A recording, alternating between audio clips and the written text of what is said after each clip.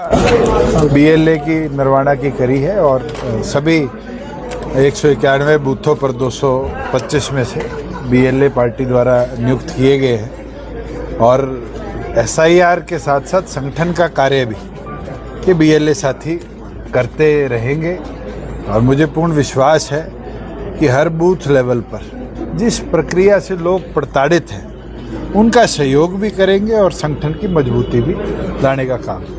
और जिस तरह के हालात देश के बने हैं, आप खुद सोचो कि 2 रुपये चीनी के दाम बढ़ने पर अटल बिहारी वाजपेयी जी प्रधानमंत्री थे और पार्लियामेंट में जवाब देना पड़ा।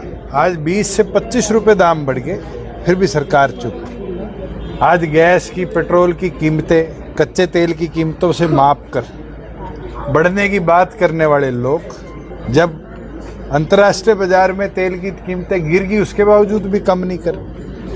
ये साफ दिखता है कि प्याज का रेट कैसे बढ़ा है और इस बार जिस तरह बारिश कम है और इस कम बारिश के कारण आगे फसलों की जो उत्पाद है उसमें भी कमी आएगी। सरकार को गंभीरता से देखना चाहिए। आज युवाओं ने इस सरकार को एक चीज तो दिखा दी कि अगर मैदान संभाल लिया तो अच्छों को झुकना पड़ा है। ये तो पहली जीत है। आने वाले भविष्य में चाहे वो शिक्षा की बात हो, एग्जामिनेशंस की बात हो, कई लड़ाइयाँ शुरू होगी। हमने भी एक शुरुआत करी है कि हरियाणा प्रदेश के जो एजुकेशन इंफ्रास्ट्रक्चर है उस पर पार्टी फोकस रखेगी और इंसो की खास तौर पर ड्यूटी लगाई गई है कि जो हमारे एजुकेशनल इंस्टीट्यूट्स है, यूनिवर्सिटीज़ हैं, कॉलेजेस हैं, उसको एक विचारधारा का अड्डा ना बनने दिया जाए। उसके लिए जो त्याग करना पड़ेगा सभी साथी उस लड़ाई को लड़ेंगे। सर, आज विधानसभा में भी जमकर हंगामा हुआ है और धक्का मुक्की की भी खबरें आ रही है, क्या कहें? तो विधानसभा की गरिमा तो पूरी तार तार करी थी, ना तो इनने पार्लियामेंट छोड़ी ना असेंबली छोड़ी।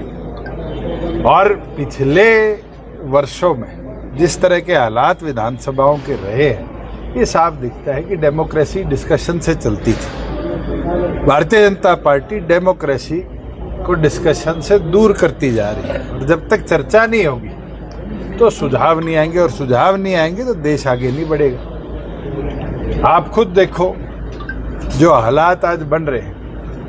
मुख्यमंत्री सफाई कर्मचारियों से बात करने के लिए राजी नहीं, वो धरने पर बैठे और पुलिस की 5-5 गाड़ी लगाकर कचरा उठाया जा रहा है शहरों में। वहीं दूसरी ओर पर पटवारी कानूनगो स्ट्राइक पर बैठे। आज हालात बने क्यों? क्योंकि मुख्यमंत्री चर्चा वार्ता चाहते ही। हिसार की जो घटना थी, 14 दिन बाद जीवन का संस्कार किया गया। अगर पहले दिन मुख्यमंत्री उनको आश्वासन दे देते और केस एसटीएफ को देकर उन आरोपियों को पकड़ लेते जिनको अब 14-15 दिन बाद पकड़ा गया है, तो शायद वो घटना होती नहीं जो 15 अगस्त को देश में पहली बार देखने को मिली। इसका जिम्मेवार केवल मात्र मुख्यमंत्री और उनके सलाहकार। सर, मुख्यमंत्री जी का कहना है कि 1999 से लेकर 2005 तक राजनीतिक दबाव में कानून व्यवस्था को कमजोर कर दिया। अगर 2005 तक चौटाला साहब के शासन में कानून व्यवस्था चिरमराई हुई थी तो फिर वो हमारे साथ उस समय क्यों सरकार में चले? मुख्यमंत्री तो शाम को तो हुड्डा को दोषी बना देता है, सुबह चौटाला साहब को, भजनलाल जी को दोषी बना देता है। अरे आपकी पार्टी को 12 साल हो गए, गुड़गांव डुबा दिया। आज हालात देखो गुड़गांव के। जो इस प्रदेश का 70% रेवेन्यू इकट्ठा करके देता है, टैक्स इकट्ठा करके देता है, उस गुड़गांव में 2 घंटे की बारिश से 8 घंटे बच्चों को स्कूल बसों में फंसे रहना पड़ा। जिम्मेवार कौन है? इसके लिए भी चौटाला साहब को बनाओगे क्या जिम्मेवार? मुख्यमंत्री जी ध्यान दीजिए प्रदेश में। सर, जॉब्स को ये पंजाब की ओर ध्यान कम दीजिए, हरियाणा के विकास और उन्नति पे ध्यान दीजिए, तभी जाके इस प्रदेश को बचा पाएंगे। नहीं तो दूसरों पे आरोप लगाते लगाते कहीं आप खुद लुप्त ना हो। मुख्यमंत्री जी ने कहा था विपक्ष ने 3206 शिक्षा भर्ती घोटाला किया है। सदन में आज कहा मुख्यमंत्री जी ने विपक्ष ने 3206 शिक्षा भर्ती घोटाला किया था। अगर किया था तो उनको हाईकोर्ट ने नौकरी और रिटायरमेंट और सारे बेनिफिट क्यों दिए? चौटाला साहब और डॉक्टर अजय सिंह चौटाला जी तो सजा काट आए गरीब परिवारों के घर में चूल्हा जलाने के लिए, मगर इस देश में कानून मुख्यमंत्री तय करता है, मगर वो कानून निर्धारित होता है आपके कोर्ट से, और कोर्ट ने 3206 के 3206 को मान्य घोषित कर दिया। मुख्यमंत्री के इतना पेट में दर्द हो रहा है कि वो 3206 कैसे मान्य घोषित हुए हैं, तो सुप्रीम कोर्ट चला जाए उनके विरुद्ध। आज तो उनकी सरकार है, उनकी सरकार ने अपील करनी है।